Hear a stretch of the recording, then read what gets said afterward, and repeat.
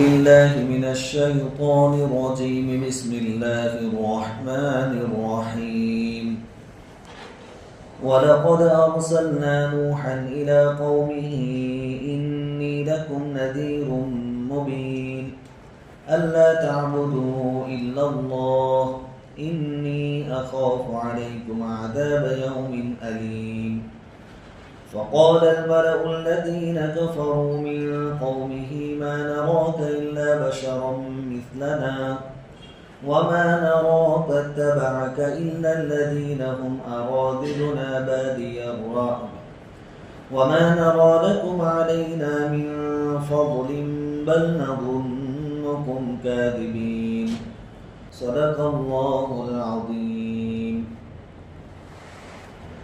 سورہ ہود کی آیت نمبر 25 سے 28 تک کی تلاوت کی گئی ہے. ان آیتوں کا ترجمہ یہ ہے: اور یقیناً ہم نے نوح علیہ السلام کو بھیجا ان کی قوم کی طرف کہ میں تمہارے لیے صاف صاف ڈرانے والا ہوں، یہ کہ عبادت مت کرو مگر اللہ کی. یقیناً میں تم پر ایک دردناک دن کے عذاب سے ڈرتا ہوں. پھر آپ کی قوم میں سے کافر سرداروں نے کہا کہ ہم آپ کو نہیں دیکھتے مگر اپنے جیسا انسان، اور ہم آپ کو نہیں دیکھتے کہ آپ کا اتباع کیا مگر ان لوگوں نے جو ہم میں سب سے زیادہ ذلیل ہیں سرسری نظر میں، اور ہم تمہارے لیے اپنے پر کوئی فضیلت بھی نہیں دیکھتے بلکہ ہم تمہیں جھوٹا گمان کرتے ہیں. نوح علیہ السلام نے فرمایا کہ میری قوم، تمہاری کیا رائے ہے اگر میں اپنے رب کی طرف سے روشن راستے پر ہوں اور اس نے مجھے اپنی طرف سے رحمت عطا کی ہو اور وہ روشن راستہ تم پر چھپا دیا جائے تو کیا ہم تم سے اس ہدایت کو زبردستی چپکا دیں اس حال میں کہ تم اس کو ناپسند کرتے ہو؟ اس سے پہلے بات یہ چل رہی تھی کہ نبی کریم صلی اللہ علیہ وسلم مشرکین مکہ کو ایمان کی دعوت دیتے تھے اور وہ قبول نہیں کرتے تھے، جس کی وجہ سے آپ صلی اللہ علیہ وسلم کو بہت تکلیف ہوتی تھی. تو ان آیتوں میں اللہ تبارک و تعالی نے آپ صلی اللہ علیہ وسلم کی تسلی کے لیے اگلے نبیوں میں سے ایک اولو العزم پیغمبر حضرت نوح علیہ السلام کے واقعے کو بیان فرمایا. کوئی آدمی مصیبت میں مبتلا ہو اور اس کے سامنے جب دوسروں کی مصیبت کا تذکرہ کیا جاتا ہے کہ اس لائن میں فلاں کو بھی تکلیف ہوئی ہے، تو آدمی کی سوچ اور مینٹالٹی ایسی ہے کہ اس کو تھوڑی راحت محسوس ہوتی ہے کہ بھئی چلو یہ تکلیف تو سبھی کو ہوتی ہے. چنانچہ عربی میں کہاوت ہے اذا عمت البلیۃ خفت، جب کوئی مصیبت عام ہوتی ہے تو آسان ہو جاتی ہے، آسان معلوم ہوتی ہے. اللہ تعالیٰ اپنے نبی صلی اللہ علیہ وسلم کو اگلے نبیوں کے واقعات قرآن کریم میں بار بار سنا رہے ہیں آپ کی تسلی کے لیے کہ آپ جس لائن پر چل رہے ہیں اس لائن پر جو بھی چلا ہے ہمیشہ تکلیفوں سے دوچار ہوا ہے. تو ان آیتوں کے اندر حضرت نوح علیہ السلام اور آپ کی قوم کا واقعہ بیان فرمایا ہے. پہلی بات تو یہ کہ حضرت نوح علیہ السلام جو ہے ان کا اصل اور اوریجنل نام عبد الغفار ہے. نوح علیہ السلام کا اصل نام عبد الغفار ہے. نوح نام کیسے پڑا؟ نوح پڑا نوحہ سے. نوحہ کس کو کہتے ہیں؟ جب کوئی آدمی مر جائے تو اس کے رشتہ دار جو اس کے پیچھے روتے ہیں اور چلاتے ہیں اور چیختے ہیں، جو پہلے زمانے میں ہوتا تھا اور خاص کر کے عرب میں یہ سسٹم تھا. اس لیے حضور صلی اللہ علیہ وسلم نے پھر اس سے منع بھی فرمایا، یہاں تک فرمایا کہ جو نوحہ کرے وہ ہم میں سے نہیں ہے، یعنی ہمارے طریقے اور ہمارے راستے پر نہیں ہے. تو بہت زیادہ رونا، گڑگڑانا، چیخنا. نوح علیہ السلام اپنی قوم کی حالت کو دیکھ کر بہت روتے تھے، گویا نوحہ کرتے تھے قوم کی حالت کو دیکھ کر. تو نوحہ کیا کرنے کی وجہ سے آپ کا نام نوح ہو گیا. نوح علیہ السلام نے 950 سالوں تک اپنی قوم کو دین کی دعوت دی. ان کی قوم مشرک تھی، بت پرستی میں مبتلا تھی، اور بھی خرابیاں ان کے اندر پائی جاتی تھی. اللہ تعالیٰ نے قرآن کریم میں فرمایا فَلَبِثَ فِيهِمْ أَلْفَ سَنَةٍ إِلَّا 50 عَامًا کہ پھر نوح علیہ السلام اپنی قوم میں 1000 میں 50 سال کم یعنی 950 سال تک ٹھہرے. یعنی اتنے زمانے تک تو آپ نے دعوت دی، 950 سالوں تک دعوت دی. نوح علیہ السلام کی دعوت کو سامنے رکھ کر ہمیں ایک فائدہ یہ ہوتا ہے کہ آج کل ہم بہت سارے لوگوں کی زبان سے سنتے ہیں کہ مولوی صاحب کتنا بھی سمجھاؤ یہ کوئی سمجھنے والی قوم نہیں ہے، ختم ہو گیا، خلاص ہو گیا. تو ہم نے تو ابھی 950 سال تک کسی کو سمجھایا نہیں ہے، 9 سال تک بھی نہیں سمجھایا ہے، 950 سال تک. اور قرآن میں اللہ تعالیٰ نے اپنے حبیب سے فرمایا فذکر، آپ کا کام ہے نصیحت کرنا، آپ کرتے رہیے. فإن الذکر تنفع المؤمنین، نصیحت ایمان والوں کو فائدہ دے گی. اسی لیے ماں باپ کی جو ذمہ داریاں بتائی جاتی ہیں اپنے اولاد کے بارے میں کہ بھائی اگر اولاد غلط راستے پر ہو تو ان کو سمجھاؤ، تو پھر باپ کیا کہتا ہے اور ماں کیا کہتی ہے؟ بہت سمجھائے اسے. کتنا سمجھائے؟ 950 سال تو کسی کے ہوئے نہیں ابھی سمجھاتے سمجھاتے. اس لیے نوح علیہ السلام کی زندگی بھی ہمارے لیے ایک نمونہ ہے، مثال ہے. مسلسل محنت، نتیجہ اللہ پر چھوڑ دیں. اچھا صبح شام سمجھایا، برا نہ ماننا، کوئی غلط مقصد نہیں ہے. ایسا نہیں کہ بھائی جمعرات سمجھانے نکلے ہوں یا دن میں 2-5 منٹ نکلے ہوں. سورہ نوح کے اندر اللہ تعالیٰ نے اس کو نقل فرمایا نوح علیہ السلام کی بات کو کہ انی دعوت قومی لیلا و نہارا، کہ باری تعالیٰ آپ کا جیسے حکم ملا میں نے اپنی قوم کو رات دن سمجھایا. اب جب نبی رات دن کہتا ہے تو ہماری طرح مبالغے والی بات نہیں ہے کہ بھائی 20 رکعت تراویح میں مثال کے طور پر 1.25 گھنٹہ ہوا تو ہم کہہ دیں بھائی الحمدللہ رات کا اکثر حصہ ہمارا عبادت میں گزرتا ہے، 1.5-2 گھنٹے میں تو ہم پوری رات گن لیتے ہیں. مبالغہ ہے. رات 8 گھنٹے کی اور آپ 2 گھنٹے دے رہے ہیں تو پوری رات تو نہیں ہوئی نا. تو نوح علیہ السلام نے ایسے تو نہیں کہا ہوگا نا کہ میں نے رات دن ان کو سمجھایا، واقعتاً رات دن سمجھایا ہوگا. اچھا 950 سال اور رات دن سمجھایا. اور آگے فرماتے ہیں کہ کبھی میں نے ان کو علل اعلان بھی دعوت دی، جہارا ثم انی اعلنت لهم واسررت لهم اسرارا. کسی کے بارے میں ایسا لگا کہ اس کو پرائیویٹ میں سمجھانے سے کچھ فرق پڑے گا تو ان کو پرائیویٹ بھی سمجھایا. کبھی ایسا لگا کہ مجمع ہاتھ آیا ہے ظاہر میں سمجھاویں گے کوئی فائدہ ہوگا، ظاہر میں بھی سمجھایا. تو بھی 950 سالوں کے بعد نتیجہ کیا تھا خبر ہے؟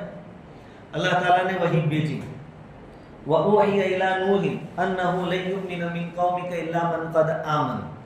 اللہ تعالیٰ نے وحی بھیجی کہ نوح بس جتنے مسلمان ہو گئے سو ہو گئے، باقی کوئی مسلمان نہیں ہوگا. اچھا کتنے ہوئے پھر اس وقت؟ تفسیر کی کتابوں میں لکھا ہے کہ 80. 950 سال کے بعد کتنے مسلمان ہوئے؟ بعض تفسیر میں ہے 82، بعضوں میں ہے 84، بعض تفسیر میں 90. 100 کا عدد کسی میں نہیں. یعنی 950 سال کی مسلسل محنت کے بعد بھی ہم یوں کہیں کہ 100 آدمی بھی مسلمان نہیں ہوئے. لیکن نوح علیہ السلام اپنی دعوت سے پیچھے، جب اللہ نے بتا دیا کہ اب کوئی نیا مسلمان ہونے والا نہیں ہے، تب انہوں نے اپنی قوم کے خلاف بد دعا کی اور اللہ تعالیٰ نے ان کو ہلاک کیا. اچھا ہمارا کام صرف دعوت دینا ہے لوگوں کو. نوح علیہ السلام کی 950 سالہ محنت کے بعد ان کے گھر میں ان کی بیوی بھی مسلمان نہیں ہوئی. باہر کی بات تو دور کی رہی. نوح علیہ السلام کی بیوی کا نام تھا وائلہ، وہ مسلمان نہیں ہوئی. آپ کے 4 بچے تھے، لڑکے، لڑکیاں نہیں تھے. آپ کے 4 لڑکے تھے، ان میں سے ایک جس کا لقب کنعان ہے، کنعان، وہ مسلمان نہیں ہوا. باقی 3 تھے وہ مسلمان ہو گئے. حام، سام اور یافس، یہ 3 لڑکے تھے مسلمان ہوئے. اور وہ جو طوفان آیا تھا، سیلاب آیا تھا، پوری دنیا صاف کر دی تھی اللہ تعالیٰ. پھر یہ جو 3 بیٹے ہیں، حام، سام اور یافس، انہی سے پوری دنیا کی نسل چلی پھر آگے. تو ایک بیٹا اور بیوی یہ بھی مسلمان نہیں ہوئے. خیر، جب آپ دعوت دے رہے تھے اس وقت کیا کیا حالات پیش آئے، اللہ تعالیٰ نے قرآن پاک میں الگ الگ جگہوں پر ان کو بیان کیا ہے. ان میں سے کچھ تفصیل یہاں بھی سورہ ہود پارہ نمبر 12 میں اللہ تعالیٰ نے بیان فرمائی ہے. اللہ تعالیٰ فرماتے ہیں وَلَقَدْ أَرْسَلْنَا نُوحًا إِلَىٰ قَوْمِهِ، ہم نے نوح علیہ السلام کو بھیجا ان کی قوم کی طرف، یعنی نبی بنا کر بھیجا. اِنِّي لَكُمْ نَذِيرٌ مُبِينٌ، کیا دعوت دی قوم کو کہ میں تم کو کھلا ڈرانے والا ہوں. نذیر یعنی ڈرانے والا، اور مبین یعنی کھلا، یعنی بالکل صاف صاف بات کرنے والا، لیپا پوٹی والا نہیں کہ ہاں چلو کلمہ پڑھ لو، نمازیں نہیں پڑھو گے تو بھی چل جائے گا. بعض مرتبہ ہم جو کچے پکے ہوتے ہیں وہ ایسی بھی دعوت دیتے ہیں. نہیں، ایک دم صاف بات. اور جو بھی نبی آیا اس نے اعلان صاف بات کہی. سامنے والے کی تھوڑی بھی شرم یا تھوڑی بھی اس کی رعایت، دین کے معاملے میں کسی کی کوئی رعایت نہیں ہوتی. تو کہا کہ میں تم کو کھلا ڈرانے والا ہوں. کس بات سے ڈراتے ہیں؟ اللہ تعبدوا الا اللہ، کہ عبادت نہ کرو مگر اللہ کی. اللہ کے علاوہ کوئی عبادت کے لائق نہیں. جتنے بھی نبی آئے ہیں تمام کی دعوت یہی تھی، اللہ تعبدوا الا اللہ، کہ اللہ کے علاوہ کسی کی عبادت مت کرو. نبی ہو یا بڑے ولی ہو، اولیاء ہو، سب کی دعوت یہی تھی کہ ایک اللہ کی عبادت ہو، کسی اور کی عبادت نہ ہو. شیخ عبد القادر جیلانی رحمۃ اللہ علیہ کے بارے میں آتا ہے کہ آپ کی 2 کتابیں بہت مشہور ہیں، بنیۃ الطالبین، اور دوسری ایک کتاب ہے، وہ دونوں توحید سے بھرپور ہیں. آپ کے 2 بیٹے جن کا نام ایک کا عبد الرزاق اور ایک کا نام عبد الوہاب بتایا جاتا ہے. کہتے ہیں کہ جب حضرت کا آخری وقت تھا، شیخ عبد القادر جیلانی رحمۃ اللہ علیہ کا آخری وقت تھا، یہ دونوں بیٹے موجود تھے آپ کے پاس. بیٹوں نے اپنے باپ سے پوچھا کہ ابا جان آپ جا رہے ہیں دنیا سے، ہم سے کیا چاہتے ہیں؟ ہم کو چھوڑ کر جا رہے ہیں، ہم سے کیا چاہتے ہیں؟ تو حضرت نے 3 مرتبہ فرمایا التوحید التوحید التوحید، ایک اللہ کی عبادت پر جمے رہنا، توحید پر قائم دائم رہنا، توحید پر قائم دائم رہنا. تو نبی ہو یا ولی ہو، ہر ایک کی مشترکہ دعوت یہی ہوتی ہے کہ اللہ کے علاوہ کسی کی عبادت نہ کی جائے. یہ ان کا مشن ہے. انی اخاف علیکم عذاب یوم علیم، اگر تم نے اللہ کو ایک نہ مانا اور اللہ کے ساتھ دوسروں کی بھی پوجا پاٹ کیا، عبادت کی، یعنی شرک کیا، تو میں تم کو ایک دردناک دن کے عذاب سے ڈراتا ہوں. قیامت کا دن وہ خود ایک دردناک دن ہے، پھر اس کے اندر عذاب ہوگا وہ الگ سے. تو کہا کہ میں دردناک دن کے عذاب سے تم سب کو ڈراتا ہوں، اگر اس عذاب سے بچنا چاہتے ہو تو ایک اللہ کی عبادت کرو. یہ سیدھے سادھی دعوت تھی، 2 لائن کے اندر دعوت. اللہ تعبدوا الا اللہ، انی اخاف علیکم عذاب یوم علیم، اور انی لکم نذیر مبین. کوئی لمبا چوڑا بیان، تقریر، وعظ، سب جگہ یہی دعوت، اللہ تعبدوا الا اللہ. اور توحید اور اللہ کے ایک ہونے کی سب نشانیاں بتلاتے تھے کہ دیکھو یہ چیز دلالت کرتی ہے کہ اللہ ایک ہے، یہ چیز دلالت کرتی ہے کہ اللہ ایک ہے. یہ ان کی دعوت تھی. اب جب دعوت دی تو سب سے پہلا مقابلہ کس کے ساتھ ہوا؟ قوم کے جو سردار تھے، قوم کے سرگنی اور سردار اور بڑے لوگ جو تھے، ان سے پہلا مقابلہ ہوا نوح علیہ السلام کا. فقال الملأ الذين كفروا من قومه ما نراك الا بشرا مثلنا وما نراك اتبعك الا الذين هم اراذلنا بادي الرأي وما نرى لكم علينا من فضل بل نظنكم كاذبين. 4 باتیں کہیں سرداروں نے. آپ کی قوم میں سے کافر سرداروں نے کہا کہ ہم آپ کو نہیں دیکھتے مگر اپنے جیسا انسان. کہ آپ یوں کہہ رہے ہیں کہ میں اللہ کا نبی ہوں لیکن تم تو ہمارے جیسے انسان ہو. ان کے دماغ میں یہ بات تھی کہ نبی کوئی الگ مخلوق ہوتی ہے، ہونی چاہیے، فرشتہ ہو یا کوئی اور نورانی مخلوق ہو. انسان نبی کیسے ہو سکتا ہے؟ ایک پوائنٹ ان کا یہ کہ جب تم ہمارے جیسے عام آدمی ہو تو پھر ہم تم کو کیوں مانیں. دوسرا مسئلہ ان کا یہ تھا، ان کی قوم کے سرداروں کا، کہ نوح علیہ السلام سے ان کا کہ آپ کے ماننے والے جو ہیں وہ سب غریب فقیر قسم کے لوگ ہیں. بستی میں سے کسی بڑے آدمی نے یا مالدار آدمی نے آپ کو نبی نہیں مانا ہے. اگر آپ واقعتاً نبی ہوتے تو بڑا طبقہ جو ہے، بڑے لوگ جو ہیں وہ آپ کو مانتے. اور تیسری بات انہوں نے یہ رکھی، وَمَا نَرَى لَكُمْ عَلَيْنَا مِنْ فَضْلٍ، اور ہم میں اور تم میں کوئی فرق نہیں ہے، تمہارے پاس کوئی خاص ایسی چیز جس سے ہم سے فضیلت میں تم آگے بڑھ جاؤ ہمیں نظر نہیں آتی. یعنی نہ تو مال ہے، نہ دولت ہے، نہ آپ کے پاس لشکر ہے، نہ جنت ہے، نہ باغات ہے کہ آپ سب کو تقسیم کریں. یہ 3 پوائنٹ ان کے ایمان نہ لانے کے لیے. پہلا مسئلہ، نبی کریم صلی اللہ علیہ وسلم نے جب دعوت دی مشرکین مکہ کو تو ان کو بھی یہی پرابلم تھا کہ بھلا ایک آدمی، ایک انسان نبی کیسے ہو سکتا ہے؟ نبی تو کوئی فرشتہ ہو یا کوئی اور نورانی مخلوق ہو. اس کا جواب ہم نے 2-3 دن پہلے سنا تھا کہ اللہ تعالیٰ فرماتے ہیں کہ اگر زمین میں تم سب فرشتے ہوتے تو میں فرشتے کو نبی بنا کر بھیجتا. بھائی ہم جنس کی بات سمجھنے میں آسانی رہتی ہے. اور اس دن ہم نے سنا تھا کہ اگر فرشتہ نبی بن کر آتا اور وہ دعوت دیتا کہ ایک اللہ کو مانو، پھر اگر کوئی نہ مانتا تو پھر فرشتہ خاموش تو کھڑا نہیں رہتا، وہ تو پھر اپنا کام کرتا. پھر سب ڈر جاتے اور مارے ڈر کے سب کو ایمان لانا پڑتا. اور ایمان کے معاملے میں کسی پر کوئی زور زبردستی نہیں ہے. اس لیے اللہ تعالیٰ فرماتے ہیں کہ فرشتہ اور ہم انسان اور وہ فرشتہ دونوں مخلوق الگ، تو ہماری پرابلم الگ، اس کے پرابلم الگ. پھر ہم یہ بہانہ نکالتے کہ بھائی کوئی انسان ہوتا، ہماری تکلیف کو محسوس کرتا تو ہم اس کی بات مانتے. یہ بھی اللہ کا بڑا رحم اور کرم والا معاملہ ہے کہ انسان کو نبی بنا کر بھیجا ہے، کہ وہ انسانوں والی فیلنگ رکھتا ہے.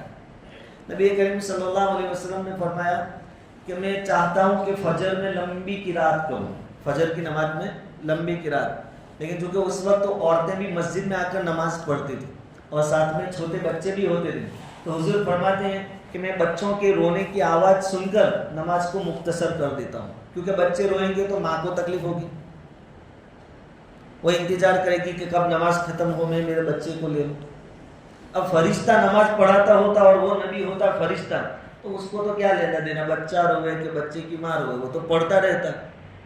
پھر پیچھے والوں کی حالت مشکل ہو جاتی. درد کیا ہے اس کو تھوڑا محسوس ہوتا ہے، وہ تو انسانوں کو محسوس ہوتا ہے. پھر ہم کہتے ہیں کہ آپ بخار ہے، میں گھر پہ ہی نماز پڑھ لیتا ہوں، تو وہ پکڑ کے اٹھا کے لاتا کہ چل مسجد میں مسجد میں پڑھتا ہوں تو گھر پہ نماز پڑھے تھے. بہت پرابلمس کھڑے ہو جاتے. اس لیے اللہ تعالیٰ نے انسانوں میں سے نبی بنا کر دیا کہ وہ ہمارے جیسی فیلنگ رکھتے ہو، احساسات رکھتے ہو، تو ان کو بھی معلوم ہو. تو اللہ کے نبی صلی اللہ علیہ وسلم نے فرمایا کہ جو کوئی کھڑے ہو کر نماز نہ پڑھ سکتا وہ بیٹھ کر پڑھے، کیونکہ حضور کو معلوم ہے درد کیا ہے، تکلیف کیا ہے. بیٹھ کر نہ پڑھ سکتا وہ لیٹ کر پڑھے، اشارے سے پڑھے. اگر فرشتہ ہوتا نبی تو وہ کیا کہتا کہ میں کہیں نہیں جاؤں، میں کھڑے کھڑے پڑھتا ہوں، تم کو کھڑے کھڑے پڑھنی پڑے گی، کیونکہ درد کیا ہے اس کو معلوم نہیں ہوتا. اور بھی بہت سے فائدے. اور اصل مسئلہ کہ زور زبردستی اللہ تعالیٰ کسی کے ساتھ نہیں فرماتے. اس لیے اللہ تعالیٰ فرماتے ہیں کہ یہ تمہاری ڈیمانڈ غلط ہے. تو پہلا پرابلم نوح علیہ السلام کی قوم کے سرداروں کو یہ تھا کہ نبی تو کوئی فرشتہ ہو یا کوئی نورانی مخلوق ہونی چاہیے. یہ پرابلم ہمارے بدعتی بھائیوں کو بھی آتی ہے. ان کا ماننا کیا تھا پہلے زمانے کے مشرکین کا، کہ وہ انسان مانتے تھے، نبی نہیں مانتے تھے. جو آ کر نبوت کا دعویٰ کرتا اس کو کہتے تم انسان ہو، نبی نہیں ہو سکتے. اور آج کے زمانے کی یہ کیا کہتے ہیں کہ وہ نبی تھے، انسان نہیں تھے. یہ بھی تو کہتے ہیں کہ حضور ہمارے جیسے بشر نہیں ہے، وہ تو نور نور ہے، نور. ان کا بھی تو پرابلم تقریباً یہی ہے. سمجھ میں آتی ہے بات؟ مشرکین یوں کہتے تھے جو نبی نبوت کا دعویٰ کرے ان کو کہ تم انسان ہو، بشر ہو ہمارے جیسے، نبی نہیں ہو سکتے. اور یہ یوں کہتے ہیں کہ نبی تھے بشر نہیں ہو سکتے، وہ ہمارے جیسے نہیں تھے. ہم کہتے ہیں ارے قرآن کہتا ہے قل انما انا بشر مثلکم، کہ میں تمہارے جیسا آدمی ہوں. کہا کہ نہیں، اللہ کے نبی نور تھے، بشر نہیں تھے. نور من نور اللہ، اللہ کے نور میں سے ایک نور ہے. ان کا بھی یہی مسئلہ ہے. خیر، دوسرا پرابلم وَمَا نَرَاكَ اتَّبَعَكَ إِلَّا الَّذِينَ هُمْ أَرَاذِلُنَا بَادِيَ الرَّأْيِ، کہ نہ ماننے والوں نے، یعنی مشرک سرداروں نے نوح علیہ السلام سے کیا کہا کہ آپ کے ماننے والے جتنے بھی ہیں وہ سب کون ہیں؟ فقیر غریب قسم کے لوگ ہیں، سرسری رائے والے، یعنی کوئی کسی مسئلے میں رائے دے تو کوئی دھیان بھی نہ دے، ان کی بات مانی بھی نہ جائے، ایسے لوگوں نے آپ کی اتباع کر رکھی ہے. تو ایک مطلب یہ کہ اگر آپ کی دعوت میں دم ہوتا تو مالدار طبقہ ایمان لاتا، بڑے لوگ ایمان لاتے. آپ کے ساتھ کوئی بڑا تو دکھتا نہیں ہے. جب بڑے آپ کے پیچھے نہیں چل رہے، اس کا مطلب یہ ہے کہ آپ غلط ہیں، آپ جھوٹے ہیں. لیکن ہمیشہ ہوا یہ ہے کہ نبیوں نے جب بھی دعوت دینا شروع کیا تو سب سے پہلے ان کے فالوورز، ان کی پیروی کرنے والے غریب ہی رہے. نبی کریم صلی اللہ علیہ وسلم نے روم کے بادشاہ ہرقل کو دعوت نامہ بھیجا تھا، ایمان کی دعوت کے لیے خط مبارک بھیجا تھا. تو ہرقل کے پاس تورات اور انجیل کا علم تھا، تو اس نے سوچا کہ پہلے تفتیش کریں کہ یہ جو نبوت کا دعویٰ کرتے ہیں محمد صلی اللہ علیہ وسلم، ان کے حالات کسی سے معلوم کریں. تو ہرقل نے مکہ والوں کو بلایا اور ان سے پوچھا. تو ایک علامت اور نشانی یہ پوچھی کہ جو نبوت کا دعویٰ کرتے ہیں ان کے ماننے والے غریب لوگ ہیں کہ مالدار لوگ ہیں. تو وہاں جو موجود تھے انہوں نے کہا کہ غریب لوگ ہیں. اس وقت ہرقل بادشاہ نے کہا تھا کہ تو وہ سچے نبی ہیں، کیونکہ تورات اور انجیل میں بھی یہی لکھا ہے، یہی بتایا گیا ہے کہ نبوت کا دعویٰ جب بھی کیا جائے گا، دین کی دعوت جب بھی دی جائے گی، تو پہلا ماننے والا طبقہ غریبوں کا ہوگا. کہا کہ وہ نبی سچے ہیں. تو ایک طریقہ چلتا آ رہا ہے کہ جب بھی نبوت کا دعویٰ کیا گیا، دین کی آواز بلند کی گئی، سب سے زیادہ متاثر غریب طبقہ ہوا ہے اور سب سے زیادہ فالوور انہی میں سے ہوئے. اب ان کو یہ مسئلہ تھا کہ کوئی بڑا آپ کے پیچھے ہے نہیں، اس کا مطلب ہے کہ آپ کی دعوت میں کوئی کچھ لینے کا نہیں ہے، آپ جھوٹے ہیں، سچے نہیں. اور ایک مطلب یہ بھی کہ مالدار جو تھے، یہ نوح علیہ السلام کی قوم کے سردار، وہ سب مالداری کے نشے میں تھے، تکبر میں، گھمنڈ میں تھے. وہ یوں سوچتے تھے کہ اگر ہم بھی مسلمان ہو گئے تو پھر ہمارا بیٹھنا اٹھنا ان غریبوں کے ساتھ ہو جائے گا، اور ہمیں یہ پسند نہیں ہے. یہ ان کا تکبر تھا، گھمنڈ تھا. جیسے کہ بعض مشرکین مکہ جو سردار قسم کے تھے، وہ حضور کے پاس آ کر کہتے تھے کہ عبداللہ ابن ام مکتوم ہے اور یہ بلال ہے، یہ فتح پرانے کپڑے والے جو ہیں صحابہ، ان کو اپنے پاس سے نکال دو، پھر ہمارے ساتھ پرائیویٹ میٹنگ کرو تو ہم تمہاری بات سنیں. یہ ان کا تکبر. تو دوسرا پرابلم ان کا یہ تھا، وہ یہ کہتے تھے کہ آپ کے سب فالوور غریب ہیں، کوئی مالدار اور بڑا آدمی آپ کی بات مان نہیں رہا ہے، اس سے یہ بات ثابت ہوتی ہے کہ آپ نبی نہیں ہیں. اور ایک چیز، وَمَا نَرَى لَكُمْ عَلَيْنَا مِنْ فَضْلٍ، اور ہم تمہارے لیے اپنے پر کوئی فضیلت بھی نہیں دیکھتے، کوئی ایسی چیز تمہارے پاس ہے بھی نہیں کہ جس سے تم ہم سے آگے بڑھ جاؤ کسی میدان میں. نہ دولت ہے، نہ مال ہے، نہ لشکر ہے، کچھ بھی نہیں، بلکہ مالی پوزیشن تو تمہاری ہم سے بھی کم تر ہے. تو پھر ہم بڑے ہو کر تمہارے پیچھے کیوں چلیں؟ ہم بڑے ہو کر تمہارے پیچھے. اب جو دنیا دار لوگ ہوتے ہیں، مادہ پرست لوگ ہوتے ہیں، ان کی نگاہیں ظاہر پر جاتی ہیں ہمیشہ. ان کو ایسا تھا کہ ان کا کوئی بڑا عہدہ ہوتا نوح علیہ السلام کا، یا مال و دولت کے ڈھیر ہوتے، یا بڑے اونچے نسب کے ہوتے ان کے ماننے والے، اور سب تو ہم مان لیتے. آج کے ماحول میں بھی، ہمارے ملک میں بھی، ان مسلمانوں کو غیر لوگ بھی مانتے ہیں جنہوں نے کوئی ظاہری دنیا میں بڑا کارنامہ انجام دیا ہے. مثال کے طور پر ہمارے یہاں جو میزائل مین تھے ڈاکٹر عبدالکلام، ان کے بارے میں آپ کسی غیر سے پوچھیں تو ان کی رسپیکٹ کرے گا، کیونکہ انہوں نے ایک بہت بڑا کارنامہ انجام دیا. ابھی تھوڑے دنوں پہلے کی میں بات کرتا ہوں کہ وہ جو فائنل تھے ابھی ICC چیمپئنز ٹرافی کی، اس میں انڈیا جیتا. اس میں ایک مسلمان کھلاڑی کھیلا، محمد شمی. تو میں دوسرے تیسرے دن فیس بک دیکھ رہا تھا تو کامنٹس کے اندر اکثر غیر لوگوں نے لکھا تھا کہ ہمیں محمد شمی پر فخر ہے کہ اس نے روزہ چھوڑ کر اپنے دیش کو جتایا. مادہ پرست لوگ جو ہوتے ہیں نا وہ یہ دیکھتے ہیں. اگر ہم بھی کچھ بڑے کارنامے دنیاوی اعتبار سے کرنے لگے تو ہم کو بھی اپنے ساتھ بٹھانے کے لیے تیار ہے. باقی روحانیت کیا ہے, آخرت کیا ہے, ان کو اس سے کوئی لینا دینا نہیں. تو وہ یہ کہہ رہے تھے کہ ہمیں محمد شمی پر گرو ہے, فخر ہے کہ اس نے روزہ چھوڑ دیا اور اپنے دیش کو جتایا. تو یہ بھی ایسا کہنا چاہتے ہیں کہ تمہارے پاس کوئی ایسی خاص کوالٹی نہیں ہے جس سے تمہاری ہم پر کوئی فضیلت ثابت ہوتی ہو. تمہارے پاس نہ مال ہے, نہ دولت ہے, نہ لشکر ہے, نہ خادم ہے, نہ نوکر چاکر ہے, اور ہے وہ بھی سب فقیر اور غریب قسم کے لوگوں کی جماعت ہے. بل نظنکم کاذبین. ان ساری باتوں کو سامنے رکھ کر ہم اس نتیجے پر پہنچیں کہ آپ جھوٹے ہیں, نبوت میں اپنے دعوے میں جھوٹے ہیں. خیر, اس طریقے سے نوح علیہ السلام کی قوم نے اپنے وقت کے نبی کو یعنی حضرت نوح علیہ السلام کو جھٹلایا.